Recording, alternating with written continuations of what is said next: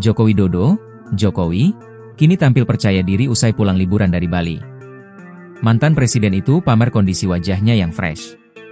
Kondisi kulitnya juga makin membaik. Aksi Jokowi pamer muka yang fresh ini terjadi pada Sabtu, 12 Juli 2025, usai pulang liburan dari Bali. Tampak Jokowi mengenakan kemeja putih lengan panjang serta topi putih. Tak ketinggalan, Jokowi juga mengenakan jaket denim yang dibawa di lengannya.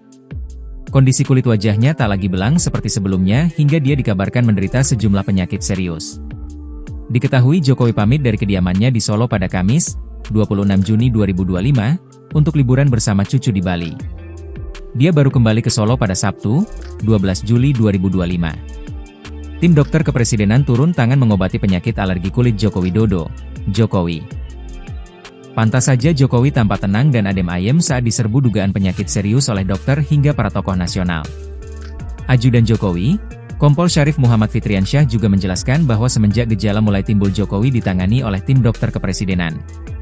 Ya betul, dari awal munculnya gejala dari tim dokter kepresidenan ikut mendampingi Bapak Jokowi, ungkapnya melalui pesan tertulis.